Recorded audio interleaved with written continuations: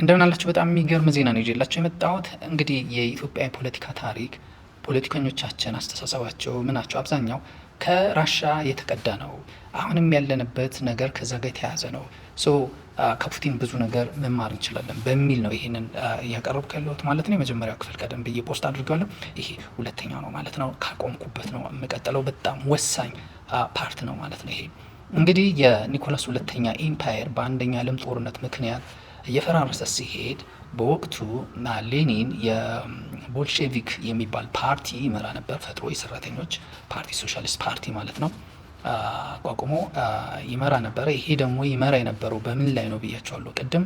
በካርል ማርክስ የኮሚኒስት ማኒፌስቶ መሰረት ያደረገ ነው፣ ግን አሻሽሎት ነው እንግዲህ ካርል ማርክስ አይዲያ ምንድን ነው የሚለው ነገር ቅድም እንዳነሳውላችሁ ሶስት ሰዎችን እዚህ ጋር እናነሳለን ማለት ነው። ካርል ማርክስ ከየት አመጣው? አይዲያው ምንድን ነው? ዓለም ድንበር የሌላት፣ መንግስት የሌላት፣ ገንዘብ የሌላት፣ ገበያ የሌላት፣ ሰዎች ዝም ብሎ አገልግሎት ብቻ የሚያገኙበት ዓለም ለሰው ሁሉ በቂ ነው፣ በብሔር በዘር በምናምን ሳንከፋፈል እንዲሁ መኖር እንችላለን የሚል አስተሳሰብ ነው የካርል ማርክስ አይዲያ ማለት ነው። ቦልሼቪክም የዚህ አይዲያ አራማጅ ነው፣ ግን በተለየ ሞዴል ነው። ሞዴሉ ለየት አድርጓል እና ካርል ማርክስ ከየት አመጣ የሚለው ነገር ቅድም ያነሳሁትን ደገም አድርጌ ልንገራችሁ። የመጀመሪያ ቶማስ ሞር ብያቸዋለሁ። በ16 ዓመቱ ክፍለ ዘመን ሰው እያወቀ እየነቃ እየበቃ ሲሄድ ድንበር አልባ ሆኖ ስግብግሞ መሆኑን አቁሞ በቃ አብሮ ተባብሮ ይኖራል። በድንበር አይታገድም፣ በዘር በምናምን አይታገድም። የሆነ ጊዜ ይመጣል፣ ግን የሰው ጭንቅላት የሰው ንቃተ ህሊና በትምህርት በምን እየነቃ እየበቃ ሲሄድ ነው የሚል ነገር አለ።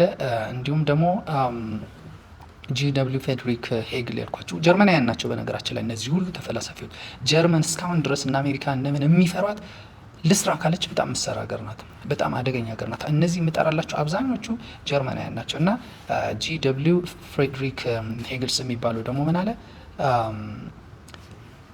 ይሄ በቃ ኮንፍሊክት አውትካሙ ኔጌቲቭ ብቻ አይደለም፣ ሶሉሽንም አለው። የሆነ ነገርም ሪዞልቭ ያደርጋል። የሆኑ ሀይሎች ተነስተው የንጉስ ስርዓት አንፈልግም ቢሉ ንጉሱ ደግሞ ኖ ለምን ልነኩኝ አይገባም ይላል። በሁለቱ መካከል ኮንፍሊክት ይፈጥራል። የሁለቱ ኮንፍሊክት የሆነ ነገር አዲስ የተሻለ ነገር ይዞ ይመጣል ይላል። ቅድም እንዳልኳችሁ ቴሲስ፣ አንቴሲስ እና ሴንቴንስ ያልኳችሁ ማለት ነው። ምንድን ነው ዳይሌክቲካል ምን የሚባል ነገር በተለይ ፍሬድሪክ ኤንግልስ የጻፈው ማለት ነው። በዚህ ጉዳይ ላይ አለ መጽሐፍ ሁሉ ነበረኝ እኔ ማለት ነው። እና ምንድን ነው ይሄን ወስዷል እንትና ካርል ማርክስ ፕላስ ደግሞ ኖ ፍሬድሪክ ሄግልስን ያልኳችሁ ፍሬድሪክ ሄግልስ። ኤንግልስ ደግሞ የሚላለ ፍሬድሪክ ኤንግልስ ደግሞ ምን አለ? የአባቶቹ ፋብሪካ የቤተሰቡ ፋብሪካ እንግሊዝ ሀገር ሄዶ ሲያይ የኮሰሙ ምን ያሉ ልብሳቸው ቆሸሸ የጎበጡ ሰራተኞች ያህል ቤተሰቦቹ ሲያይ ደግሞ በጣም የናጠጡ ያበጡ ጉንጭ ቦርጫቸው ሁሉ ኩፍ ያለ በቃ ዘና ብለው ነው። እና እነዚህ ሰራተኞች እንዴት እንዲህ ሊሆኑ ይችላሉ? ይሄ የጌታና የሎሌ ቤተሰቦች በዝባዦች ናቸው ማለት ነው። ቶማስ ሞር ያለው የተሻለ ዓለም ይመጣል የሚለው አይዲያ፣ ፍሬድሪክ ሄግልስ ያለውንም ኮንፍሊክት ካለ ሪዞሉሽንም ይኖራል የሚለው ነገር መሬት ላይ በአይን በብረታችን ማየት እንችላለን። እዚሁ ትግል ማድረግ ይቻላል። እነዚህ ሰራተኞች ትግል ካደረጉ ለውጥ ሊያመጡ ይችላል የሚል አይዲያ ያዘ ማለት ነው። ሄዶ ለማን ይነግሯል? ለካርል ማርክስ ይነግሯል። ካርል ማርክስ መጀመሪያውንም ምን የሚል ፍልስፍና ሰርቷል?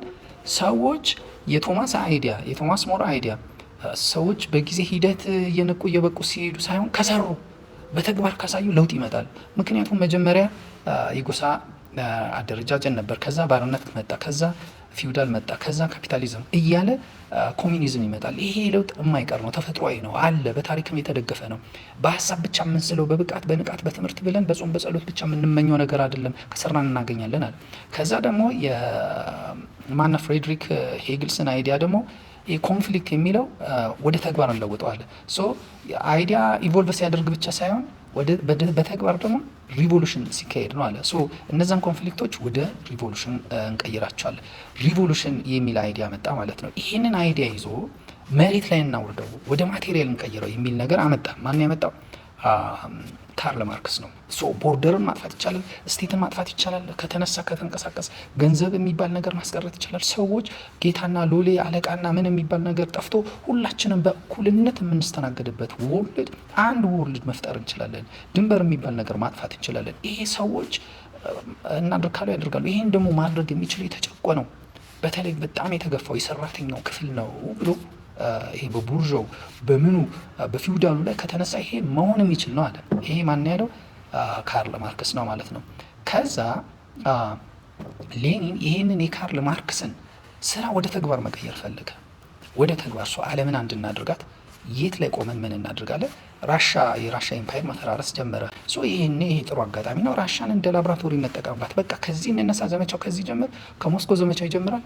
ጀርመንን ያካትታል። መላው አውሮፓን፣ አሜሪካን ይዞ ዓለምን አንድ እናደርጋለን አለ። ነገር ግን አንድ ነገር ማስተካከል አለብኝ። ካርል ማርክስ ያላካትተው አንድ ስቴት የሚያፈርስ ኤሌመንት ከቡርዣው ስርዓት መውሰድ አለብኝ አለ። ስቴት የሚለው ነገር ለጊዜው ይሄ ኢምፓየሩ ለጊዜው እናቆየዋለን አለ፣ በጣም ልል በሆነ ሁኔታ። ነገር ግን በቀላሉ እንዲፈርስ ደግሞ ብሔር የሚባል ነገር እንከታለን አለ። ኔሽንስ ኤንድ ናሽናሊቲስ የሚል ነገር ማለት ነው። አይደንቲቲ እንክተትበት አለ።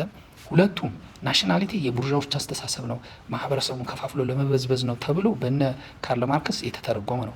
አሁን ሌኒን ያመጣው ለምን ብሎ ነው? በቃ ከሀገር የሚባል ነገር ለማውደም ነው።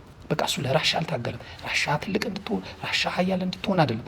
ራሻ የዘመቻው መጀመሪያ ትሆናለች፣ የላብራቶሪ ቦታ ትሆናለች። ከዛ ግን እያለ ዓለም አንድ እየሆነ ሲሄድ እንደ ራሻ ያሉ ለብዙ ጊዜ ኢምፓየር ሆነው የቆዩ በጣም ትራዲሽናል ቫልዩ ያላቸው ሀገሮች ብሔር የሚባል ቦምብ ስለተጠመደባቸው አስፈላጊ ከሆነ ብሔሮች እርስ በርስ ሲጋጩ ይፈርሳሉ ብሎ ነው። ብሔርተኛ ስለሆነ አይደለም ይሄን ያደርገው፣ ፖለቲከኛ ስለሆነ። በትክክልም የብሔር ፖለቲካ ሀገር ያፈርሳል። ትክክለኛ ቦምብ ነው ያጠመደው።